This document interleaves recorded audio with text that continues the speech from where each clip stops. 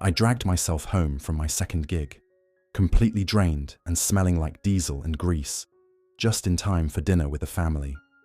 My father shot me a hateful glance and sneered, "You're the biggest disappointment this family's ever had. Look at you, drenched in grime. Don't even think about joining us. Go eat outside. You have no right to be at this table." My mother acted as if I wasn't even there. My sister burst out laughing, recorded me on her phone, then slammed the sliding door right in my face. I seethed inside but said nothing, turning away in silence.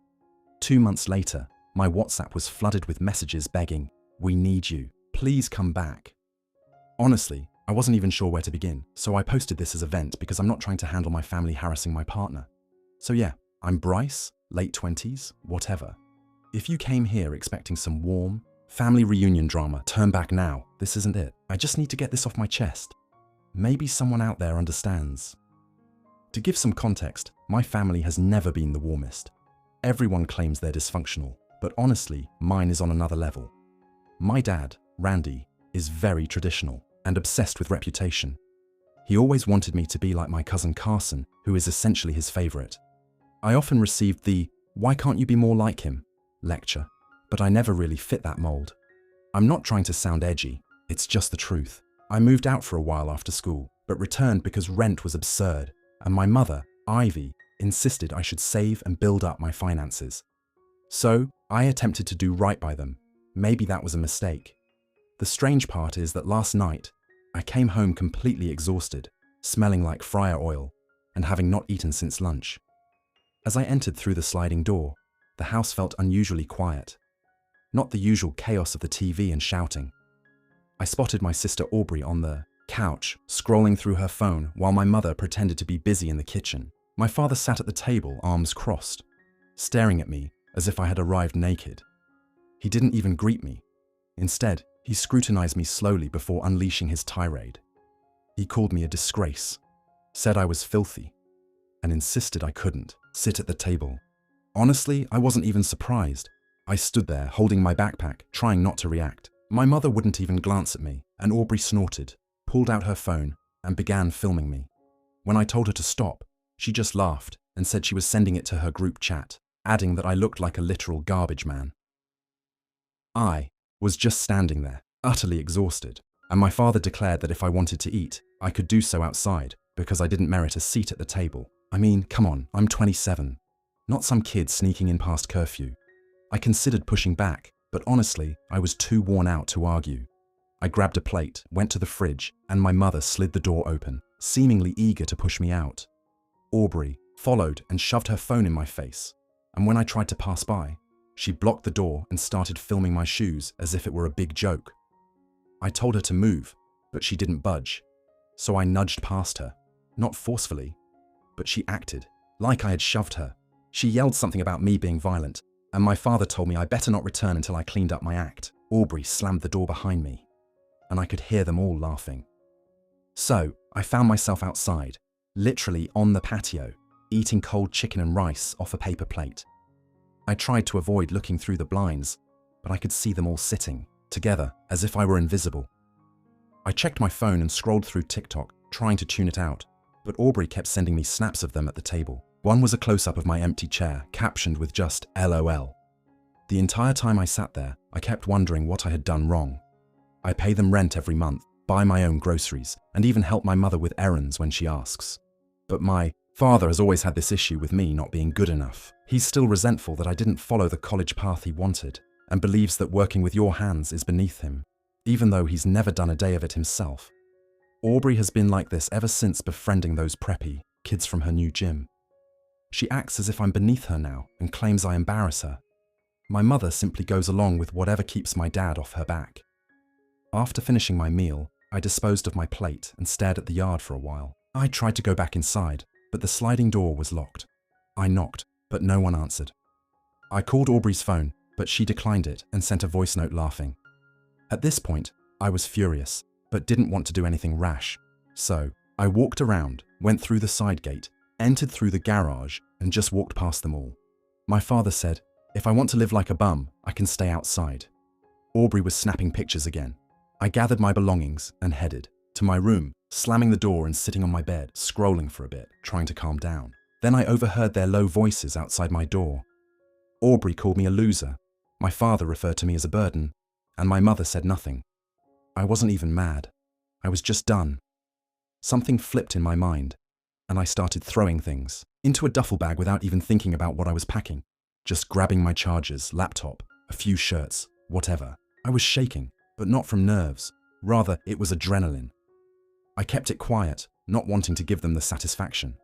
I texted my friend Lester, asking if I could crash on his couch, and he replied, "Yeah, no problem." I walked out with my bag, and my father tried to block the door, arms crossed, as if he could stop me. I didn't say a word. I just looked him straight in the eye and waited. He moved aside. Aubrey was filming, and I told her to delete it. She laughed and said she'd post it if I touched her phone. I didn't care. I just kept walking. My mother was at the kitchen sink, not looking up. I exited, slammed the front door, and stood on the porch for a moment. I almost turned back, but then Aubrey pressed her face against the glass and mouthed, "Bye, loser." I walked to the curb, called a rideshare, and left. Later that night, I sent my mother a single message. "Thanks for dinner." She left me on read. I nearly called her, but decided against it, and sent one more message to the family group chat. "Congrats, you finally got rid of your biggest failure." Then I muted the chat. Now it's the next day, and I'm on Lester's couch, staring at the ceiling, wondering what my next steps should be. If you've ever been the punchline in your own family, you understand. But I'm not going to just accept it. I'm not backing down this time. If they want a taste of life without me, then let's see how they manage. I'm not seeking advice. I just needed to get this out. I'll update if anything changes. But for now, I'm out. Update 1. So here's part 2. Picking up from where I left off, essentially eating dinner outside like a raccoon because my own family deemed me too embarrassing to look at. I moved out that same night and crashed on Lester's couch. He lives just across town. Nothing fancy, but I don't care. It's quiet, and nobody's yelling about my shoes or what I smell like. The first week was honestly strange, not freeing or anything, just odd. I received some texts from my mum about random things like, did I take the charger from the living room? Or, what day is trash pickup? I didn't respond. Aubrey posted a picture of my empty room on her private story, tagging me with a caption, like, finally took out the trash. I just left it unopened. Randy never called, not even once, which I suppose is expected. Fast forward to about 2 weeks later, and I began to notice something was off. Not drama, just little things. I received a Venmo request from Aubrey for my half of the internet bill, which was wild because I always paid it, and they'd never split it before. My mum texted again, asking if I could help her set up the Wi-Fi, because it apparently stopped, working after a storm. I told her to contact the company, and she left it at that. Suddenly, Randy sent a lengthy message about responsibility and family obligations, saying I needed to come back and handle my own messes. I just blocked his number. Started to feel annoyed, not just at them, but at myself for letting them use me for so long. I realized most of the bills were in my name because nobody else wanted to deal with the apps or phone calls. The only reason the lights stayed on, the insurance never lapsed, and the trash got picked up was that I managed it. All of a sudden, I began receiving emails about missed payments and late fees piling up. I cancelled everything that belonged to me, not out of pettiness, just because it was no longer my concern. Honestly, I thought they'd figure it out. But LOL, there were no more texts from my mum, this time kind of desperate, asking if I could handle a few things for now until they got it sorted. Aubrey sent me a snap of the kitchen, saying the fridge was leaking and asking if I could come look at it since Dad claimed it was my fault for messing with the settings. I just left her on read. The group chat went silent after that. About a month after I left, I ran into my uncle at the gas station. He was quiet and then asked how I was doing, mentioning he heard things were tough at home. I just said I was fine. He nodded but looked uncomfortable. The next day, I received a Facebook DM from my cousin Lauren, asking if I was okay, because apparently, Randy had been telling the whole family I abandoned them and left everything in disarray. Classics. Move. I just replied that I was busy and fine. Lauren said she didn't believe it but didn't want to get involved. Then everything really started piling up. My mum texted me late at night, asking if I changed the password on the online bill pay. I hadn't, but I had set up two-factor authentication with my number, so now she couldn't log in. I told her to contact the company. Aubrey texted, saying her friends were supposed to come over, but the house was a mess and asked if I could help clean up. I just replied with a thumbs up emoji. Things escalated further. Randy tried to guilt trip me, claiming I was tearing the family apart by not helping out. I finally replied with just one line. You said I wasn't part of the family, remember? He left me on red. The next day, I received a call from an unknown number. I answered, and it was my father's friend from the neighborhood, asking if I could come by and check the sprinkler system since I knew how things worked. I told him to ask Randy, it wasn't my issue. He hung up. I know some people will say I'm being harsh or whatever, but honestly, I did everything for that house for years and received nothing but grief for it. Randy has always been obsessed with appearances and reputation. He thinks that if he appears to be the perfect father to his friends, it makes up for his behavior at home. He always claimed I was lazy and unambitious because I didn't want the life he envisioned for me. He's embarrassed by me. End of story. Aubrey just follows his lead because it benefits her. My mum honestly just does whatever is easiest. She's not mean, but won't stand up to Randy either. After another week of them either begging or ignoring me, depending on the day, I decided I was done playing nice. I went online and started removing my information from every account I ever set up for them. Utility bills, streaming services, even grocery delivery. I changed passwords and removed payment information. Everything. I texted my mum and Aubrey, saying that if they wanted help, they could ask Randy. I blocked them on everything except one email, just in case something serious happened. A few days later, Aubrey sent me a barrage of texts, claiming I ruined her birthday party because the house was disgusting and her friends were uncomfortable. Randy left a voicemail saying I needed to grow up and take responsibility for my mess. I deleted it. My mum emailed, simply stating she missed me and hoped I would come home soon. I didn't respond. Here's the last bit. About 2 months after I left, I checked my WhatsApp and it was filled with unread messages from all of them. Randy said they needed me to come back urgently. Aubrey said she couldn't handle Dad's drama and needed me to fix everything. My mum finally apologized and asked if I was okay. I didn't open any of them. So yeah, they wanted me gone, and they got it. Now they can handle everything on their own. I'm not going back. Not after all that. I refuse to be their backup plan when things get tough. I'm not sure what's next, but I'm not waiting around for them to get their act together. They can figure it out. I'm fine. Update 2. I didn't expect to keep updating, but honestly, some things have happened that are too wild not to share. If you read the last one, you know I left my family to deal with their mess, and they've been inundating my phone ever since. Initially, I thought they would just complain and then manage, but nope. This starts about 3 weeks after I finally blocked Randy, Aubrey, and my mum on everything except email. I was at Lester's place, minding my own business, when I received a voicemail from an unknown number. I let it go. Later that day, while checking my email, I found a message from one of Randy's old friends, someone not even close, just a guy who used to come over for football. He was all, "Can you come by and help with the backyard fence?" He said Randy, told him I was good at that stuff. I just deleted the email. Strange, right? But whatever. It's not my circus. Then the bizarre stuff escalated. I started receiving DMs from random family friends on Facebook, mostly older ones, saying, "Hope you're doing okay. Your dad seems really stressed." One of them flat out asked if I could let bygones be bygones and come home for just a weekend to help out. I didn't respond. Then my cousin Lauren messaged me again, asking what exactly happened because Randy kept saying I was being dramatic and the house was falling apart. I told her to ask Randy. It wasn't my problem. She kind of dropped it after that. After ignoring everyone for a while, I heard from Lester that Randy was trying to fix things around the house himself and failing.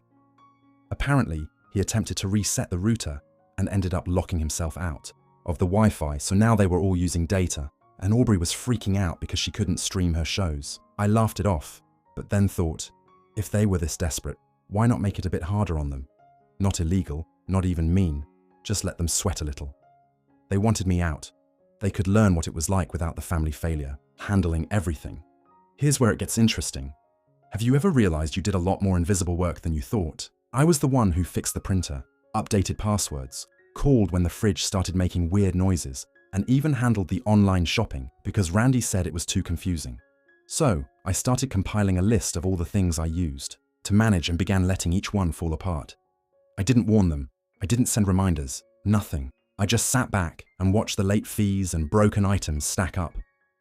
Aubrey tried texting me from her friend's number, saying she needed the login for her school stuff and that she was sorry for joking around. I left her on read. Next thing, I knew. Randy was calling Lester, actually calling my friend, asking if he could talk some sense into me.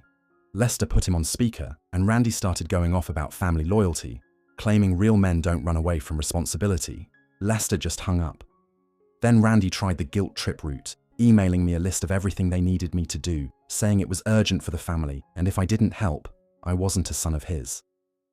I replied just once. You made your choice. This is what you wanted. Then it got awkward. I started receiving screenshots from Lauren, who was in a family group chat I was no longer part of. Apparently, Randy's business was struggling because I wasn't around to manage all the little things he never bothered to learn. Online forms, emails, booking appointments. Aubrey was complaining non-stop about having to actually help around the house, and my mum was asking Lauren if she knew anyone who could assist with the computer. Lauren just shrugged it off. I then started my own side gig, quietly helping others with tech and repairs. Word spread quickly, and I received several messages from neighbors, people who always seemed to look down on me, asking if I could come, buy and fix their stuff. I said, sure, but my rates are higher now. I'm not doing favors anymore. When Randy found out, he lost it, sending me an email calling me disloyal and accusing me of undercutting the family. I didn't even reply. Then, Aubrey showed up at Lester's place, banging on the door and demanding I come outside. Lester told her to leave, but she wouldn't budge, so I went out. She started yelling about how I was ruining everything, that Randy was stressed and my mom wasn't eating, and it was all my fault. I told her, you made it clear I wasn't wanted, now you're dealing with it. She tried to slap me, and I blocked her arm. She stormed off, slamming the car door. After that, the calls and emails became increasingly desperate. My mum asked if I could just come by for a few hours to fix the washing machine, and Aubrey texted again, saying she'd never forgive me if I didn't help. Randy sent a long email about family legacy and how I was destroying everything he built. I just deleted them all. The best part, I heard from Lauren that Randy lost 2 of his regular clients because he couldn't get their issues sorted, and they started using my services instead. Word got around that I was reliable. Randy wasn't. My mum tried to call and apologize, saying she missed having me around. I just nodded and hung up. I know some people will say I should forgive them or whatever, but no. They made their choice. They treated me poorly, and now they get to see what happens when the family failure walks away. I'm done fixing their mess. If they want help, they can pay for it like everyone else, and if they don't like it, too bad. So yeah, this isn't some epic movie revenge, just real life. They wanted me gone, and now they're feeling the consequences. I don't feel guilty. I don't miss them. If anything, I'm just getting started. I'm not sure what's next, but if they think I'm coming back, they're going to be very disappointed. I'll update if anything significant happens. Final update. It's been a little while since my last post, and honestly, I thought things would just settle down, but I seriously underestimated how hard they'd try to pull me back in once everything went downhill. Not sure if anyone is still following this, but brace yourselves. It got messy. I'll try to keep it brief, but you know how that goes. For about a week straight, I received desperate emails from my mum, Aubrey, and even a random cousin I never liked. He only reaches out to me when he wants fantasy football advice. A pile of unread WhatsApp voicemails accumulated, all saying, "We need you. Please come back. It's serious this time." At first, I ignored it and kept doing my thing. Lester is chill. We hang out. I picked up more side gigs, and honestly, I was good. I even finally made time to see a couple of old friends. Nobody was making snarky remarks about my clothes or how much I eat. Wild. Then the bizarre stuff began. I was out grocery shopping when I spotted Randy's car in the parking lot, but he didn't approach me, just sat there idling. The next day, Aubrey showed up outside Lester's building, waiting for me to come. Out. No, hi, nothing. She just said, "Dad says we can't keep up with the bills. Mum's a mess. You need to come home and fix it. This isn't funny anymore." I told her, "I'm not your errand boy. You chose this." She attempted to grab. my arm and I shrugged her off. She got all angry, slapped my shoulder, and then stomped back to her car. At this point, I knew something was really wrong, but I didn't feel guilty, not even close. I understood how this worked. They ignored me, then used me, and when I did everything, I got blamed for whatever went wrong. Not doing it this time. Then the next thing happened, which was kind of funny. I received a message from Mera's brother. For context, Mera is my wife. We got married last year but kept it low-key because of my family. He said, "Hey, did you see your dad is trying to poach your clients?" I was like, "What?" So I looked around, and sure enough, Randy had created a whole new page online offering to fix everything for cheap. But the reviews were already terrible because he couldn't actually do any of it himself. People were literally tagging me in the comments saying, "Go to Bryce, Randy's a mess." Then I received a curveball. One of Randy's main clients emailed me directly, saying he was done waiting for Randy to fix his issues and heard I had gone out on my own. "Could we sign a contract?" I replied, "Sure, why not?" I signed him, and 2 days later, 2 more of Randy's clients bailed and reached out to me. I didn't even have to undercut, they just wanted things done properly. I'm not gloating, but it felt good, especially when I got a ranting voicemail from Randy, half yelling and half begging, saying I was tearing the family apart and he couldn't pay the mortgage because I was ungrateful. Meanwhile, Aubrey texted again, saying, "I can't believe you're doing this. You're ruining everything. Why are you so selfish?" I replied, "You made it clear where I stand. Now I'm just staying out of your way." She sent a long string of texts, then blocked me, then unblocked me to send more, then blocked me again. Classic. My mother made one last effort, saying she was sorry and just wanted things to go back to how they were. "Could I please come by for dinner?" They needed my help. Dad wasn't himself. I replied, asking, "Is Dad ready to apologize?" She didn't respond. Then yesterday, I was relaxing at home with Mera, watching a movie, when our phones lit up with notifications. Her mum texted, "Please answer her." I checked, and it was more calls from my mum, plus a lengthy message from Randy, basically blaming me for everything. Bills, clients, even the broken fridge. He said he knew I could fix it, and I was the only one who understood how things worked around there. I just laughed. Mera said, "You don't have to answer that." I replied, "I don't want to." Here's how I wrapped it up. I blocked all their numbers, changed my email, and even altered my WhatsApp. I posted in the local group, stating, "I'm not available for family work. Please don't contact me about the old house." I informed my clients I wouldn't take on any more family referrals. I told Mera's family straight up that I was fine and done. I instructed Lester that if anyone from my family showed up, he should just call me and not answer the door. That's it. No dramatic showdown, no perfect ending, just me finally moving on. I won't let them use me any longer. Maybe they'll figure it out. Maybe they won't. But I'm not their backup plan or their family failure to blame when things go wrong. If I learned anything, it's that you can't make people respect you by doing everything for them. Sometimes you just have to walk away and let them face their own mess. If they don't like it, not my problem. Thanks for reading if you got this far.